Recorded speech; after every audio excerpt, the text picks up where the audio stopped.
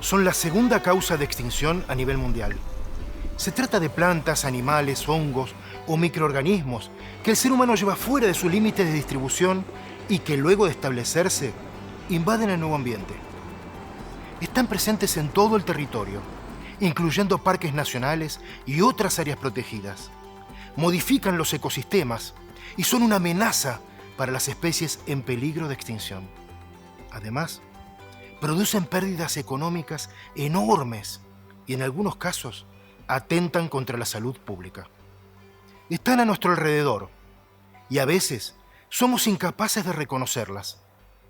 Son las especies exóticas invasoras y lo que veremos a continuación los va a sorprender.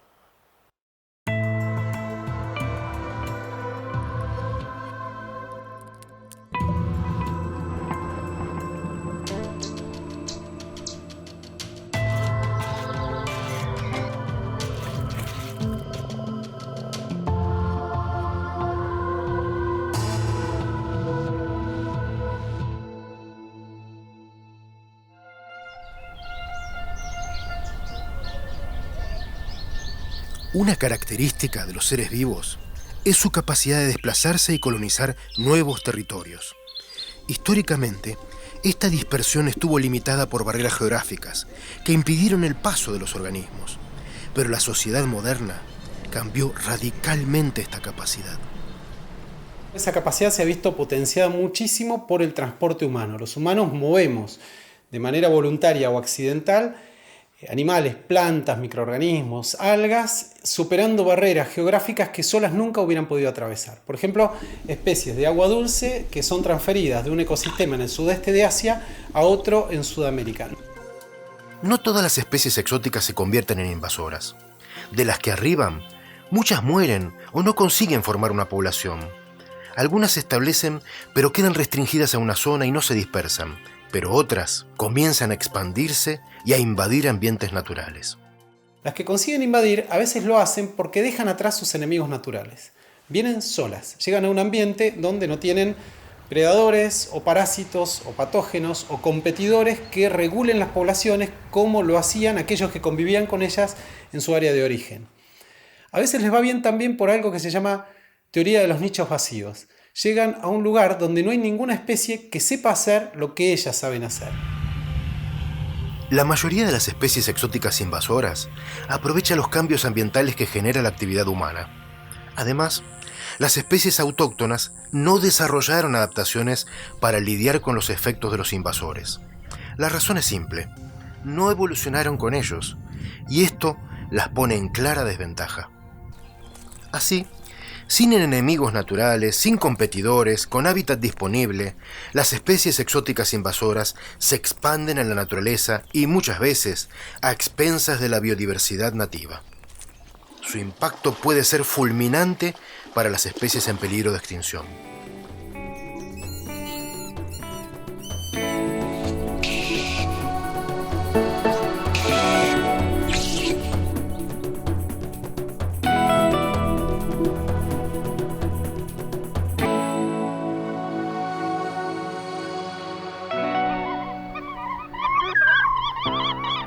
En 2011 fue un año negro para el macaco aviano. Este zambullidor es endémico de Santa Cruz y se encuentra en peligro crítico de extinción. Sobreviven apenas unos 600 ejemplares. En los últimos 20 años, las lagunas donde se reproducía el 80% de la especie fueron sembradas con truchas del hemisferio norte. Produjeron cambios ambientales tan profundos que los macaes ya no pueden nidificar allí. Actualmente tienen apenas un puñado de lagunas para reproducirse. En 2011, solo hubo una colonia reproductiva en una remota laguna de la meseta del lago Buenos Aires. Los científicos la seguían de cerca, pero una mañana de diciembre notaron que algo malo estaba pasando. La colonia estaba silenciosa. A medida que se acercaban, El espectáculo era dantesco. Los macaes estaban muertos sobre los nidos y no quedaban sobrevivientes. Poco después descubrieron la causa. El predador era un bisón americano, una especie exótica invasora a la que el macaco tobiano no está adaptado. Los bisones americanos fueron introducidos desde la década de 1930 para vender su piel en el mercado de la moda. Cuando la actividad declinó, los criaderos comenzaron a cerrar. Algunos liberaron a los animales y otros escaparon, originando una invasión biológica que se extiende por la Patagonia. Los bisones tienen hábitos semiacuáticos. Se distribuyen a través de ríos y lagos donde se instalan como predadores implacables para las aves y otros organismos.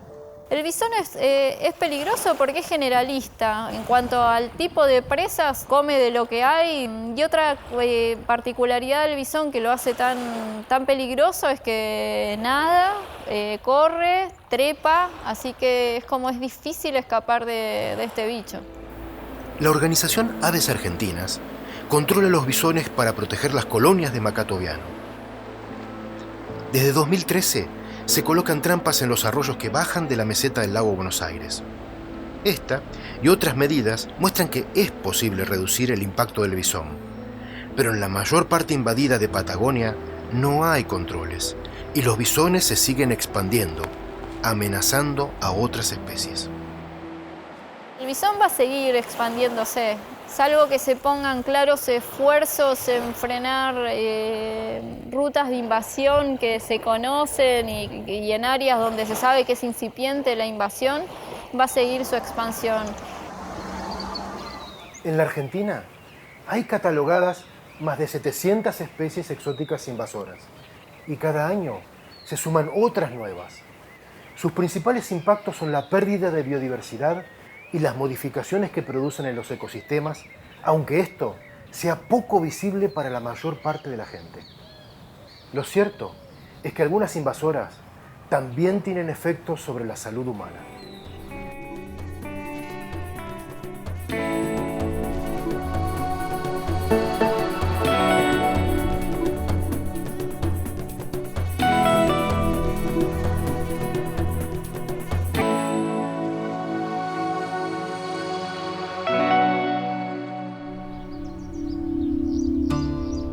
En 1871, Buenos Aires sufre la cuarta epidemia de fiebre amarilla del siglo XIX.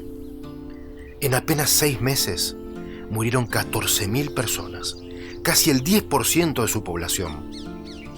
El cementerio que funcionaba en la Plaza Meguino colapsó. El cuadro de Juan Manuel Blanes reproduce un instante dramático recogido por los cronistas. Era el producto de una mezcla explosiva: la llegada de enfermos a Buenos Aires y la presencia de una especie exótica invasora, el mosquito tigre. Es un insecto que se ha adaptado enormemente a vivir bajo nuestras condiciones y que es transportado también a través del comercio o a través del transporte general de personas, que se ha incrementado mucho en los últimos 50 años particularmente. El mosquito tigre, originario de África, fue erradicado de la Argentina en 1965. Sin embargo, la especie reapareció 20 años más tarde. Ahora es también vector de enfermedades tropicales como el dengue. En el verano de 2016 hubo más de 40.000 casos confirmados. Fue la peor epidemia en los últimos 25 años. El dengue en nuestra región, en el cono suramericano, es un fenómeno relativamente nuevo, de décadas, y registra un avance aceleradísimo, no solamente a nivel regional, sino a escala global. Pero el insecto también transmite otras 2 enfermedades muy peligrosas: la fiebre del Zika y la del chikungunya. El problema del Zika y del chikungunya es que no se previó con suficiente anticipación que, así como estaba el mosquito y llegó el dengue, podían llegar estos virus. ¿Y qué generan estos virus? Bueno, generan una enfermedad mucho más aguda, patológica, con secuelas irreversibles, la microcefalia que produce el Zika, o una enfermedad crónica que es prácticamente inhabilitante durante muchos meses como el chikungunya. En un contexto de cambio climático y con un creciente comercio internacional, las invasiones biológicas contribuyen a expandir las enfermedades emergentes.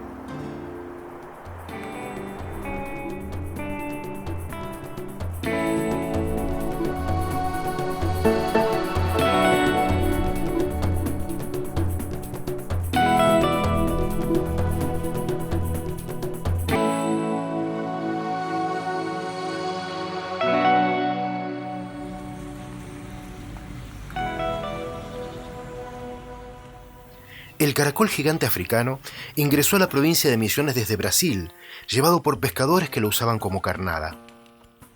Además de competir con los caracoles nativos y consumir más de 200 cultivos distintos, estos enormes moluscos son portadores de 2 parásitos que afectan la salud humana. Uno de los parásitos se llama Angiostrongylus cantonensis, sí, que afecta a la salud humana, que puede producir una meningoencefalitis eosinofílica, que es una inflamación extrema de las meninges, ¿sí?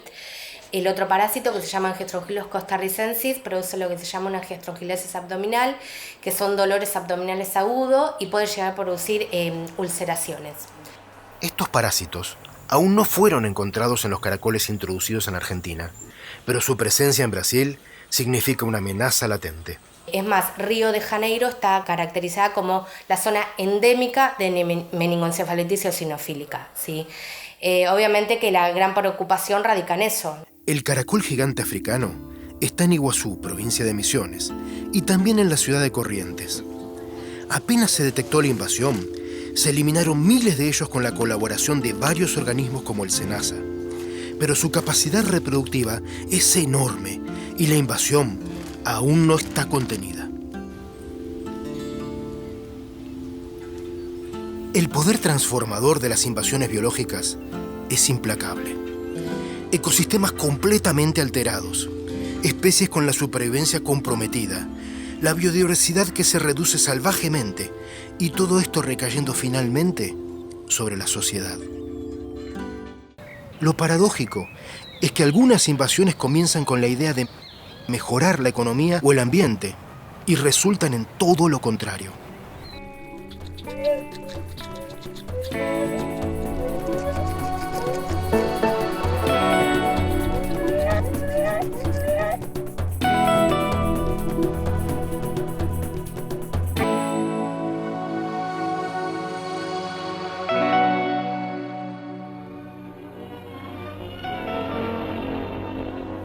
Nuestra Marina, con el fin de enriquecer la fauna argentina, adquirió en Canadá 20 castores que realizaron un extraordinario viaje aéreo desde Moose Lake, en Manitoba, hasta Buenos Aires.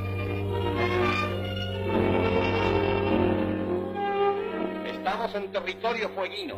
Debe situarse la zona más propicia para la vida de los castores en los 100 kilómetros de extensión del lago Fagnano, que es este que habitamos. El lugar ya ha sido elegido. Por fin los animalitos son conducidos a tierra.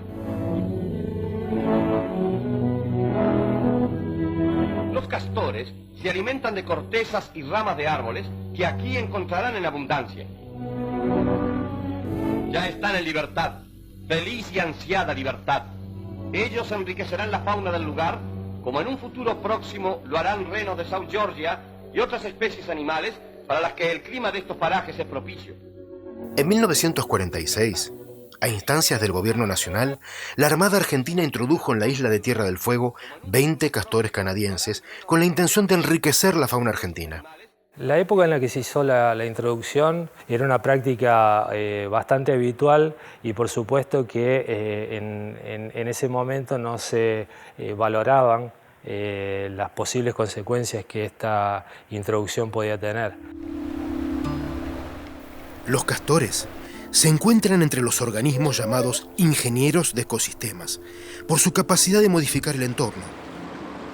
Ellos interrumpen pequeños ríos y arroyos con diques que les permiten elevar el nivel del agua y construir madrigueras seguras. Los árboles que cortan para hacer los diques y alimentarse no rebrotan y se secan, y otros mueren por la inundación. Así se pierden enormes áreas de bosque fueguino. En medio siglo, aquellos 20 castores se transformaron en 100.000. Hoy ocupan todas las cuencas de la isla y su impacto genera pérdidas por más de $65 millones al año. El proyecto para la elaboración de la Estrategia Nacional sobre Especies Exóticas Invasoras estableció 8 áreas pilotos en Tierra del Fuego para probar si es posible erradicar los castores y restaurar los ambientes afectados.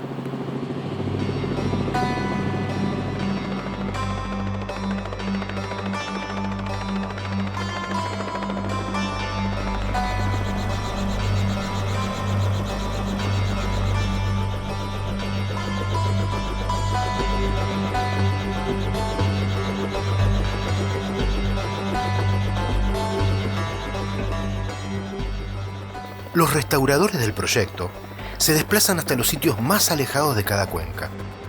Una vez allí, instalan las trampas en los senderos usados por los castores. Cuando no quedan animales, se destruyen los diques para restituir el curso natural del arroyo y favorecer la restauración del bosque.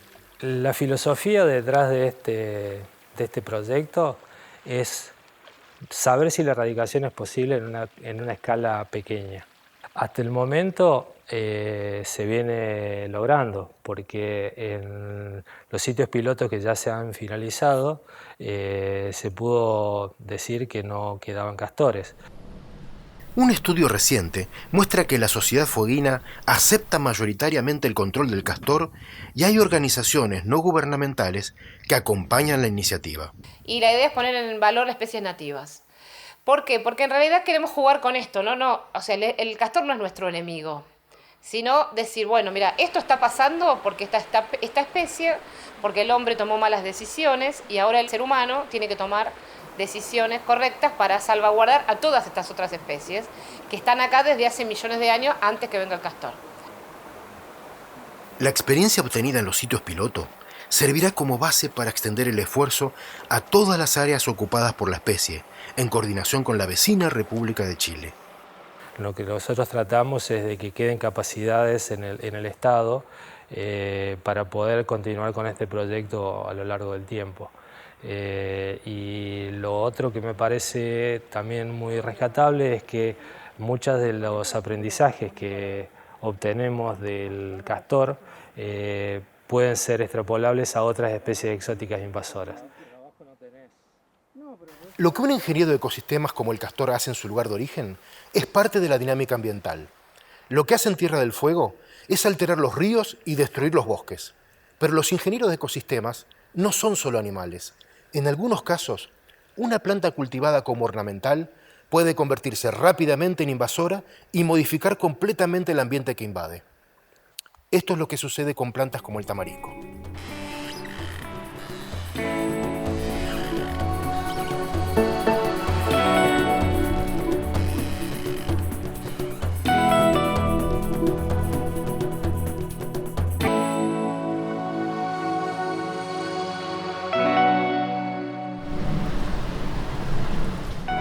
Los tamariscos o tamarindos son árboles originarios de Europa, Asia y el norte de África. En zonas semiáridas se usaron como barreras contra el viento y también para fijar médanos costeros. Esta planta modifica completamente la estructura y el funcionamiento de los ambientes que invade. Entre otras cosas, consume agua de napas freáticas, disminuye los depósitos subterráneos y concentra sales en las capas superficiales del suelo. Su impacto es notable en la laguna Yancanelo, en Mendoza. Y el tamarindo lo que hace es modificar las líneas de costas, quitar hábitat de alimentación para las especies migratorias como los limícolas. También causa una modificación de las zonas ribereñas con los pastizales, entonces también reduce las áreas de nidificación. Básicamente esos son los problemas que causa en la reserva en particular.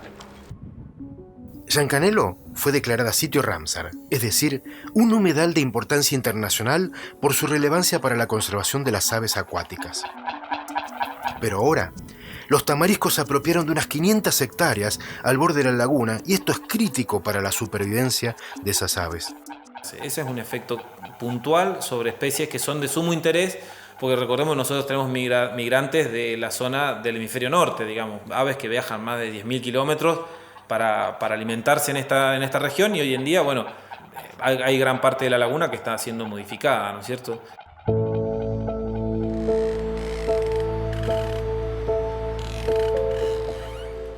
La invasión de tamariscos, junto con otros factores, podrían hacer que la reserva pierda su categoría de sitio Ramsar.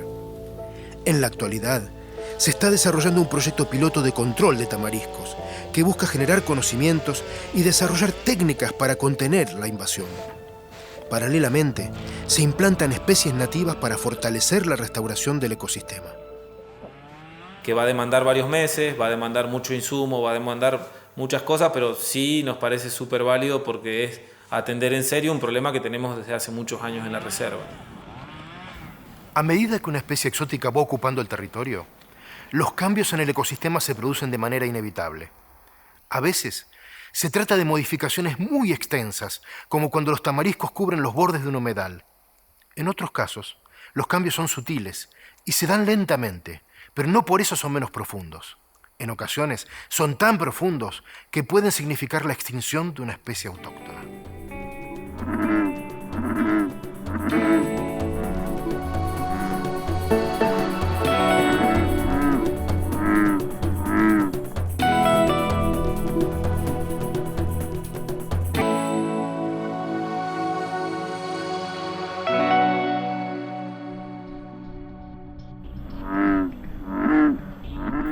La rana toro es originaria del este de los Estados Unidos y fue introducida en la Argentina para el consumo humano.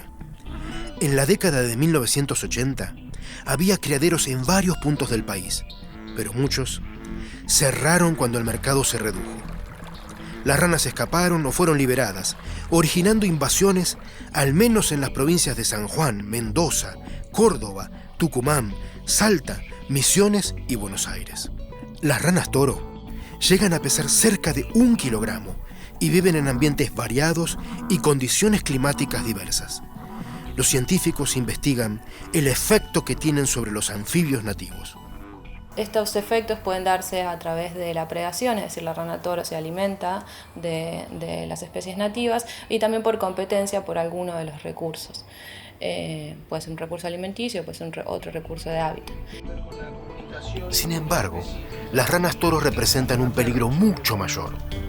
Ellas son portadoras del hongo que produce la quitridiomicosis, una enfermedad letal para muchas especies de anfibios. Está reportado en algunos lugares del mundo que al ingresar la rana toro a estos ambientes lleva esta enfermedad y enferma a las poblaciones nativas de anfibios de esos ambientes. Y adicionalmente a esto se sabe que este hongo causó extinciones masivas, sobre todo en especies de Centroamérica, entonces la rana toro es un peligro en ese sentido. Esto ocurre en un contexto mundial en el que el 45% de las especies de anfibios están declinando y más del 30% estarían en peligro de extinción, como estas ranitas de Somuncurá. Las especies exóticas invasoras son la segunda causa de pérdida de biodiversidad a nivel global.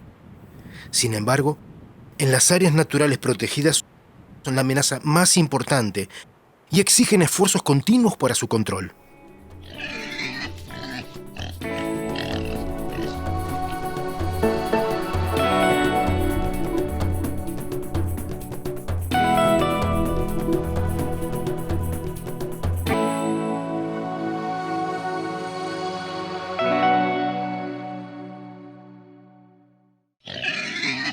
Los jabalíes y chanchos cimarrones se encuentran entre los invasores más perjudiciales del mundo.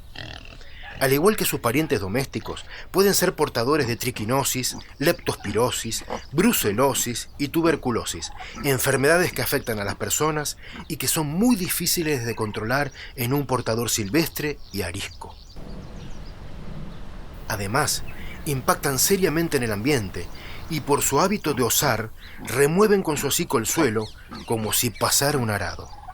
Donde uno normalmente tiene pastizales y pastos de mucha calidad, donde hubo osadas de chancho, aparecen cardos, malezas exóticas que son parte de la sucesión secundaria cuando uno ara.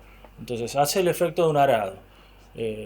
Cuando hay densidades de chanchos muy grandes, yo he visto campos que el 30% estaba osado por chanchos, entonces el daño que hacen al tapiz vegetal es enorme.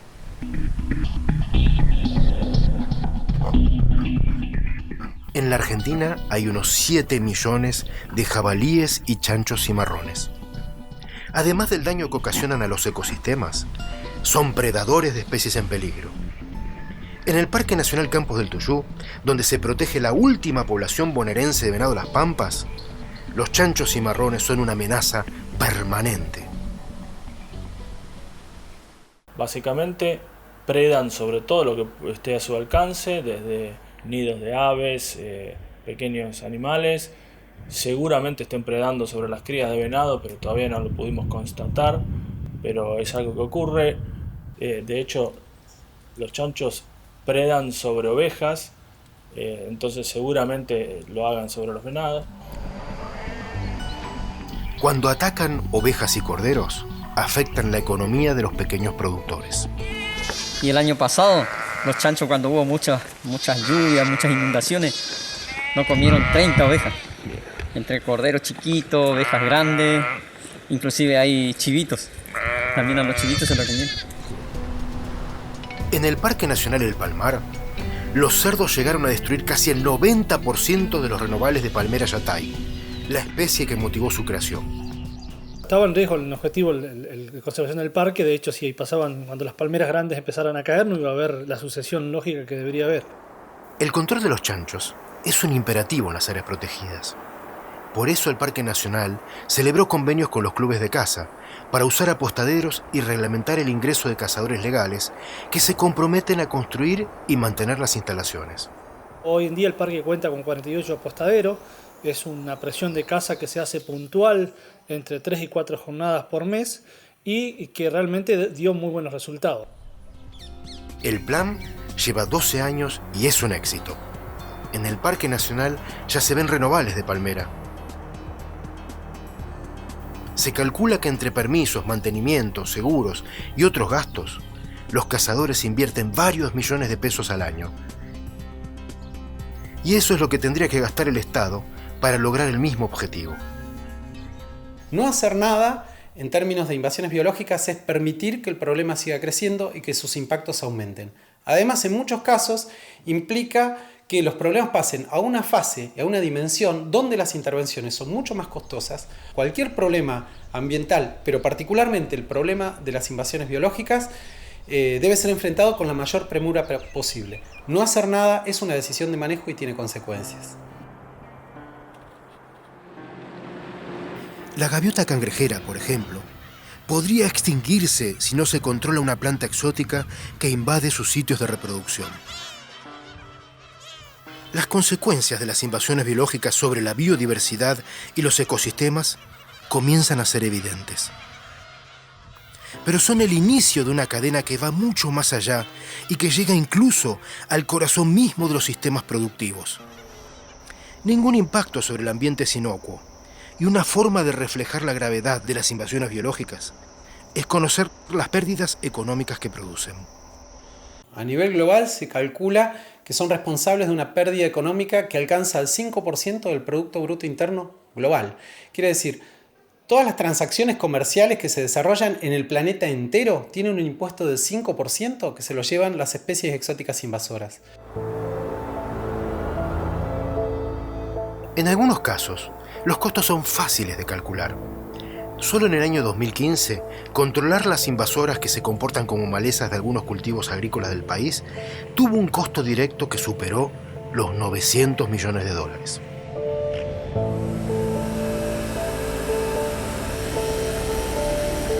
En 2016, durante la epidemia de dengue producida por el mosquito tigre, se generó una pérdida de 23 millones de dólares entre diagnósticos, tratamientos, campañas de difusión y lucro cesante por inasistencias laborales. Y así podríamos seguir sumando más pérdidas con las otras especies.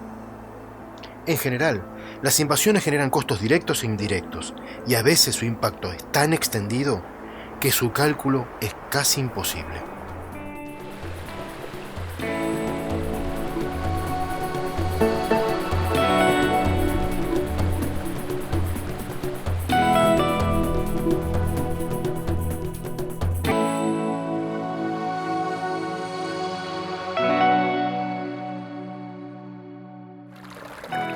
mejillón dorado es un molusco de agua dulce del sudeste asiático. Ingresó por accidente en el Río de la Plata a través de buques cargueros. Primero se lo detectó en una playa de Berisso en 1991. A partir de allí se fue expandiendo por toda la cuenca a una velocidad de 240 kilómetros por año, llevado accidentalmente en embarcaciones. Sin competencia, sus poblaciones crecen de manera exponencial. En pocos meses se acumulan miles de ejemplares que obstruyen los sistemas de abastecimiento de agua de ciudades, industrias y centrales de energía eléctrica.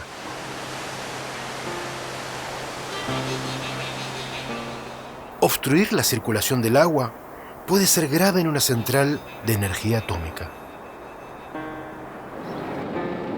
El reactor de la central atómica de Atucha, en la provincia de Buenos Aires, libera una enorme cantidad de calor y la seguridad de toda la planta depende de sistemas de enfriamiento que utilizan el agua del río Paraná. El problema es que estos sistemas se diseñaron antes de la llegada del mejillón dorado.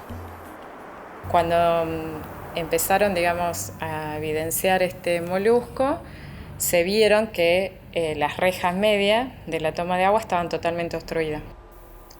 La primera señal de la presencia del mejillón fue un aumento en la temperatura del agua que enfriaba el reactor. Al revisar el sistema, los técnicos advirtieron que los mejillones obstruían rejas, conductos y también los intercambiadores de calor, piezas fundamentales para el enfriamiento. A raíz de eso se empezaron, digamos, a tomar una serie de medidas que fue el aumento de la frecuencia de la limpieza de los intercambiadores de calor. Digamos, se tuvo que aumentar el costo de mantenimiento, pero bueno, pudimos salvar, digamos, este problema, que hoy por hoy lo seguimos teniendo, ¿no? Aumentar la frecuencia de limpieza significa incrementar los costos de mantenimiento. Además, durante la limpieza, la generación de electricidad se reduce en un 20%, y esto afecta el suministro de industrias y hogares. El impacto del mejillón dorado se repite a lo largo de toda su distribución.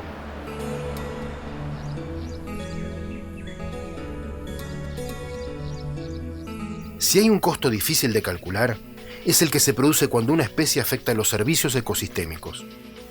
Es que los ecosistemas brindan servicios fundamentales para la sociedad, como la provisión de agua potable y de suelo fértil y la depuración de residuos orgánicos. Además, conservan la biodiversidad, amortiguan el cambio climático, controlan las grandes crecientes y protegen el suelo de la erosión.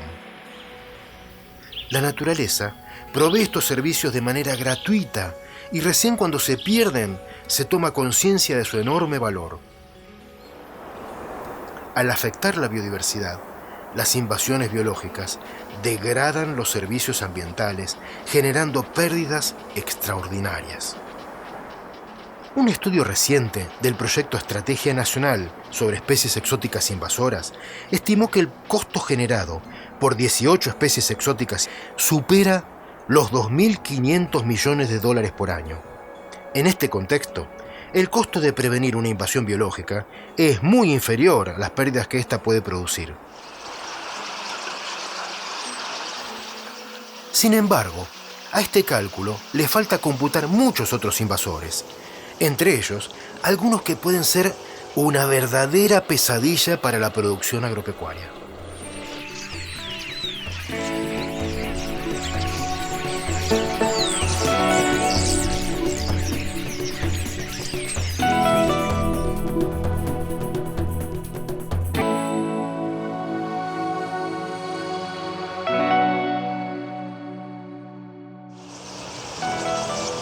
El estornino pinto es un ave originaria de Europa y Asia.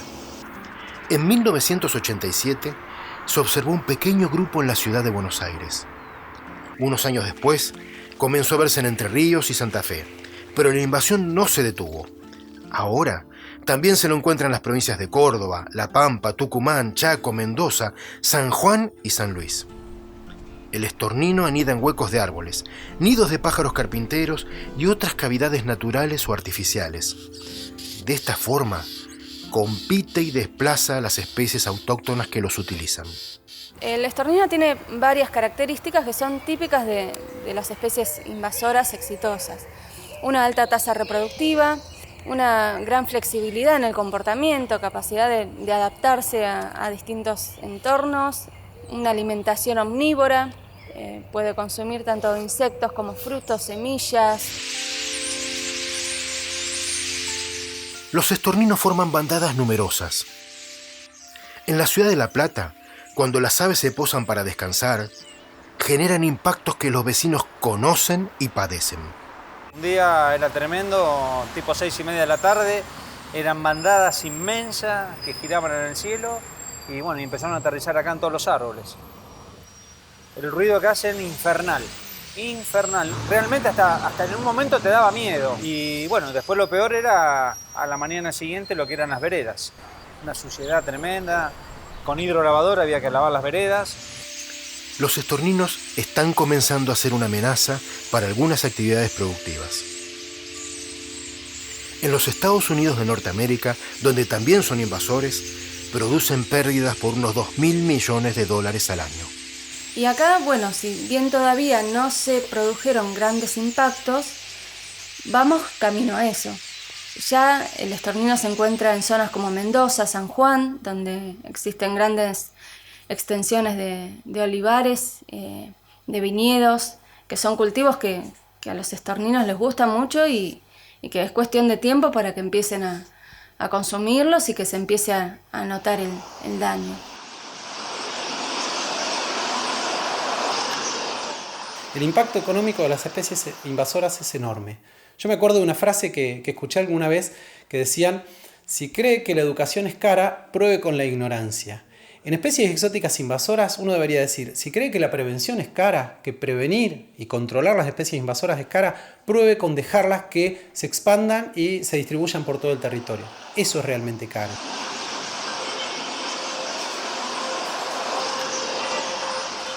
Las invasiones biológicas no son baratas, son carísimas y su costo aumenta a medida que el tiempo pasa. A largo plazo la mejor inversión es prevenirlas. Pero además de afectar la economía, las invasiones biológicas tienen impactos culturales muy importantes. En especial, sobre pueblos que tienen una estrecha relación con la naturaleza.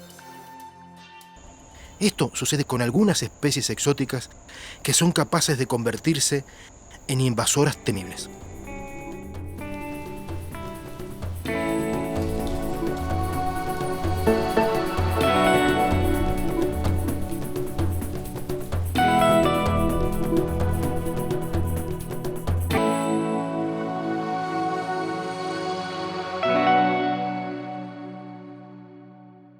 Hay especies que tienen una capacidad de invasión que resulta llamativa, ¿sí? De alguna manera extraordinaria. Son capaces de reemplazar un ecosistema completo formando algo que se parece a un monocultivo. Quiero decir, no es un cultivo porque nadie las planta en ese lugar, pero sí se parecen a un monocultivo porque forman la forma de vida dominante o incluso excluyente en algunos lugares. Un caso es el caso del ligustro. El ligustro es un árbol originario de Asia usado en jardines y veredas. Crece rápido y tiene hojas todo el año. Sus copas superan las de los árboles nativos, privando de la luz a todo lo que crece debajo. Además, las aves al comer sus frutos dispersan sus semillas.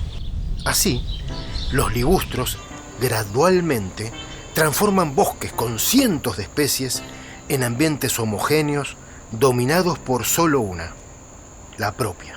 Uno camina ese bosque, mira hacia arriba y ve la copa de los ligustros, mira hacia abajo y ve los renovales de ligustros, los ligustros jóvenes.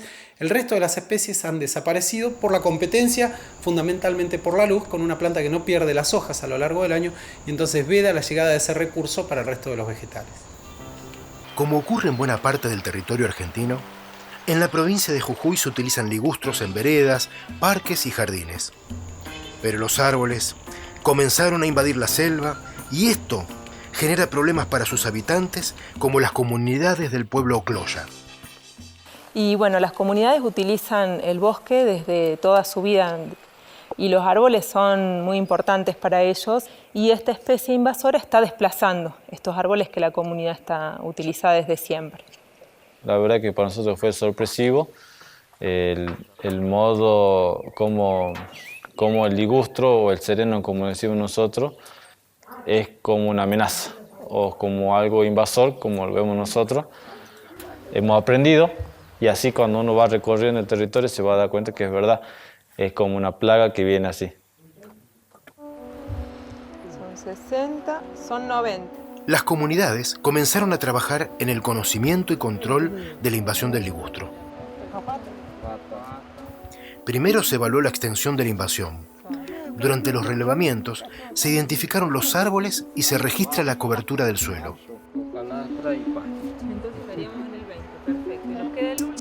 Luego, se ensayan distintas técnicas de control.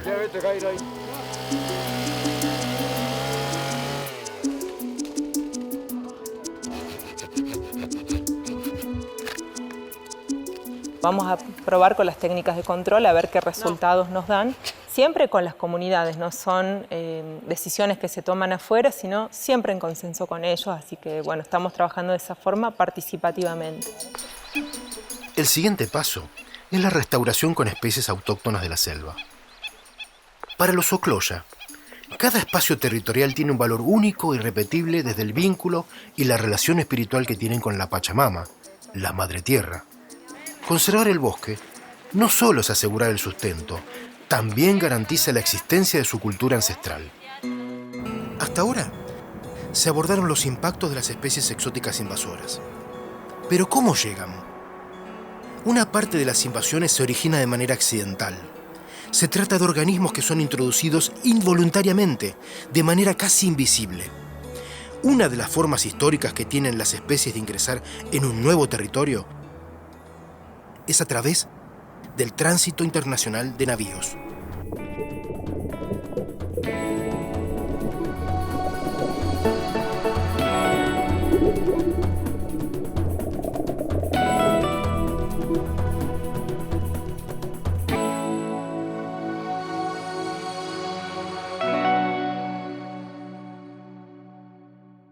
Desde tiempos remotos, los barcos son vectores de especies invasoras que viajan con la carga, adheridas al casco o en el agua de lastre.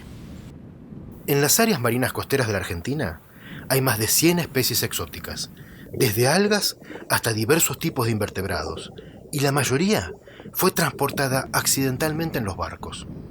Muchas especies llegan al punto, digamos, se introducen en un punto y permanecen ahí durante mucho tiempo, incluso puede estar más de 100 años y no pasa nada, no se expanden. Pero hay otras especies que son introducidas en un punto y a partir de allí se van expandiendo con el transporte regional, que pueden ser barcos pesqueros, veleros, otro tipo de embarcaciones. Una de las invasoras más extendida es el alga wakame. Nativa de las costas de China, Corea y Japón, fue detectada inicialmente en Puerto Madryn, Chubut, en 1992. El alga forma bosques sumergidos que reducen el paso de la luz. Donde invade, reduce la diversidad de algas nativas y obstruye los refugios de algunos peces. Se estima que llegó incrustada en el casco de un barco y es probable que se siga dispersando de esta forma. Actualmente, el alga wakame se distribuye a lo largo de 1.800 kilómetros de la costa argentina.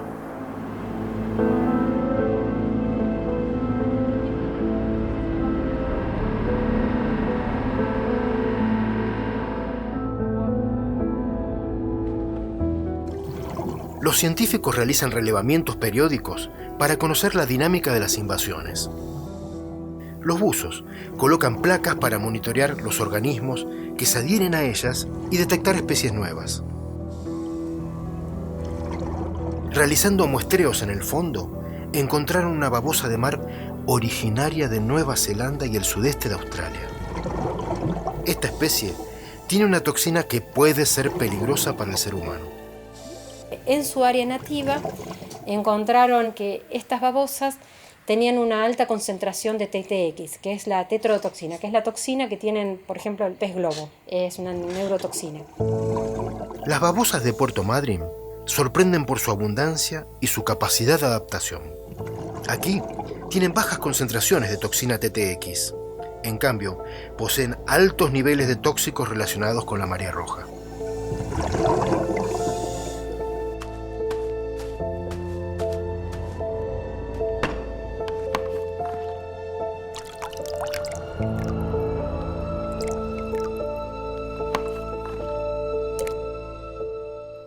En el laboratorio, los científicos investigan de qué manera las toxinas de esta babosa pueden pasar a otros organismos con el fin de conocer su peligrosidad para las personas.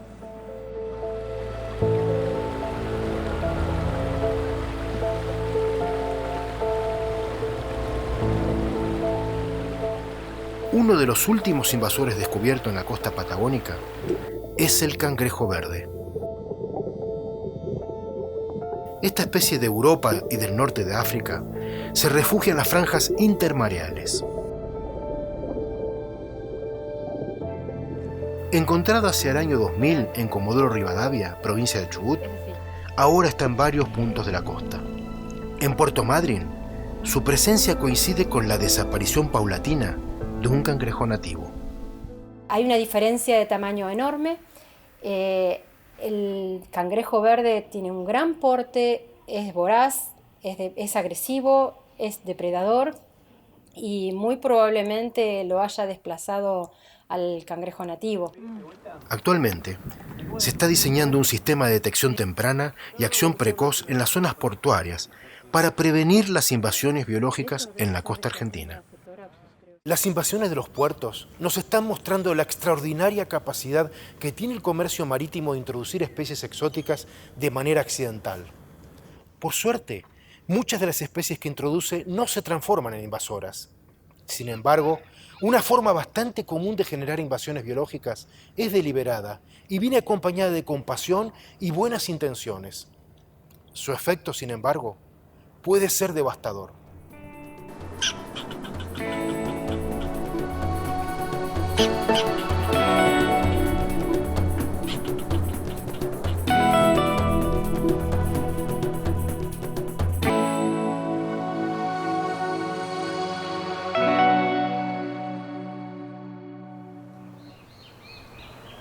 El comercio de mascotas es una de las formas más importantes de generar nuevas invasiones biológicas.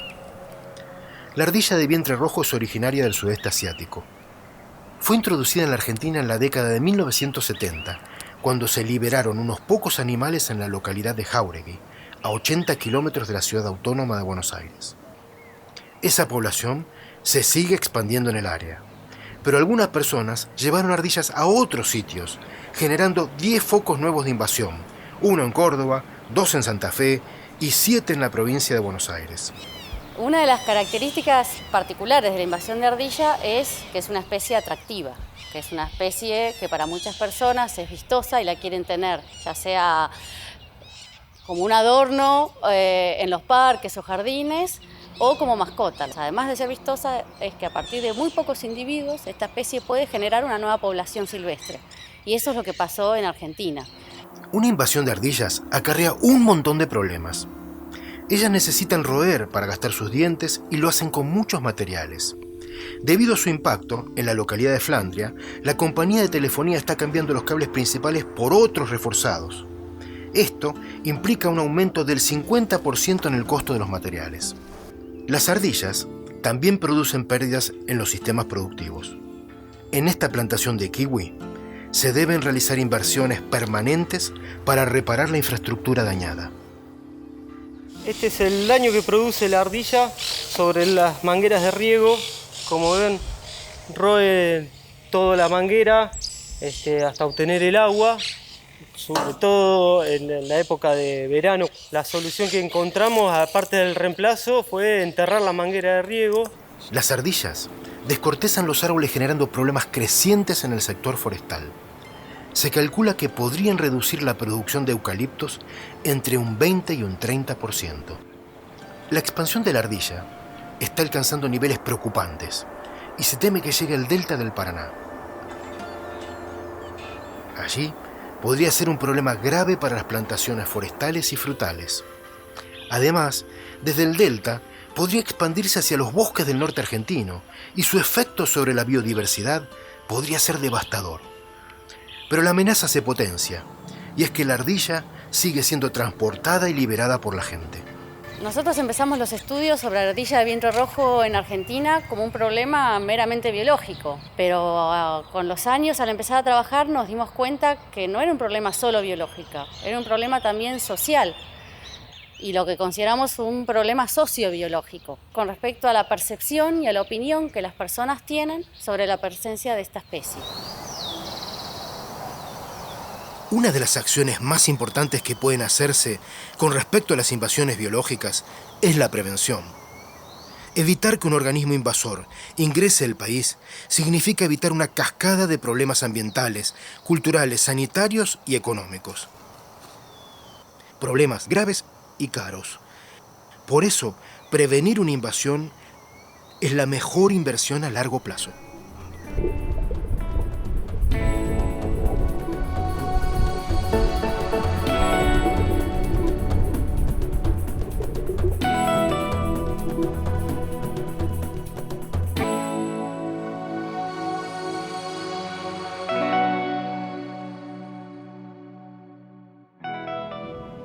Una forma por la que ingresan nuevas especies es en el agua de lastre de los grandes barcos.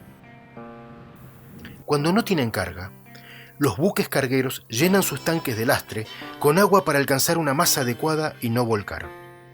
Anualmente, se trasladan por el mundo 14.000 millones de toneladas de agua de lastre y con ellas miles de especies de algas, animales y microorganismos. El 99% de esos organismos mueren, pero los pocos que sobreviven en el puerto en el cual esa agua es deslastrada pueden encontrar las condiciones similares a su ambiente nativo y ahí sí instalarse y reproducirse. Basta con que una especie se convierta en invasora para generar problemas. Se cree que el mejillón dorado llegó de esta manera. Sus larvas pueden haber estado en el agua dulce tomada para lastrar un barco en el sudeste asiático. Al llegar al puerto de Buenos Aires y antes de recibir su carga, el barco soltó el lastre en las aguas dulces del Río de la Plata, liberando esas larvas en un nuevo hábitat. Cuando uno advierte la presencia de un invasor, ya es difícil poder erradicarlo. Por eso lo más importante es hacer la prevención, evitar que los organismos ingresen. En septiembre de 2017 entró en vigor un convenio internacional para la gestión del agua de lastre. Para evitar el transporte de organismos, los buques deben cambiar el agua de lastre en alta mar, donde las condiciones ambientales reducen al mínimo la posibilidad de supervivencia. Por otra parte, la Prefectura Naval Argentina controla los barcos que ingresan en el Río de la Plata. Una de sus tareas consiste en verificar la salinidad del agua de lastre para determinar si es de origen marino o no. Lo que se pide es que todo buque que ingrese a la Cuenca del Plata, o sea, nuestros cursos de agua dulce, nuestros puertos de agua dulce, debe traer agua marina. De esta manera evitamos que organismos de agua dulce de otros países puedan llegar a sobrevivir e instalarse en nuestro país. El control de agua de lastre tiene como objetivo último proteger los ecosistemas acuáticos del ingreso de nuevas especies invasoras. Con esto, no solo se beneficia la biodiversidad, sino también las actividades productivas. Y cuando hablamos de producción, también incluimos el turismo, quizás una de las producciones menos contaminantes del planeta. Hasta el turismo puede ser víctima de una especie exótica invasora. Paradójicamente, una invasora llevada por turistas.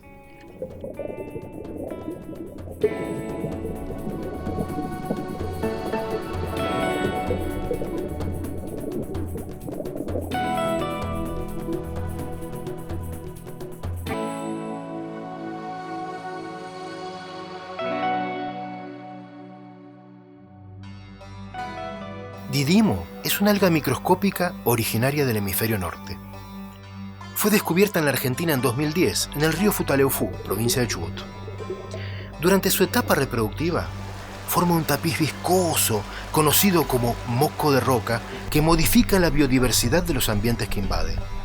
Además, reduce el valor estético del paisaje y esto perjudica la actividad turística.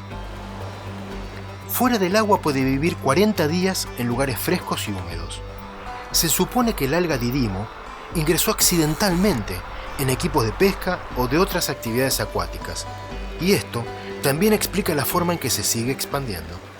Lleva como una ruta de entrada paralela a lo que es las actividades recreativas, ya sea de pesca, rafting, recreación pura, como el uso de los cuerpos de agua para, como balnearios, o ya sea en ríos o en lagos.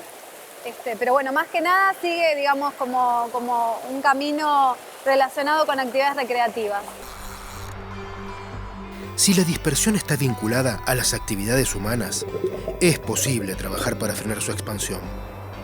En el Parque Nacional Los Alerces se impidió la entrada del alga Didimo a varias cuencas, restringiendo el acceso de embarcaciones y visitantes. Otra medida para impedir su ingreso se basa en procedimientos de limpieza.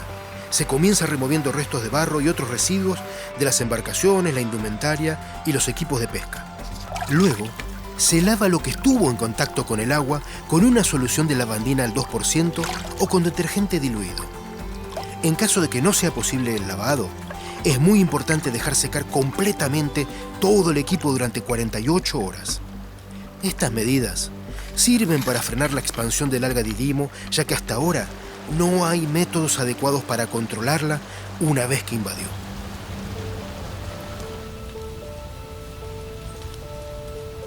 Las especies exóticas invasoras son la espada de Damocles para la biodiversidad, y muchas especies amenazadas solo tendrán una oportunidad si se enfrenta a este peligro de una manera eficiente.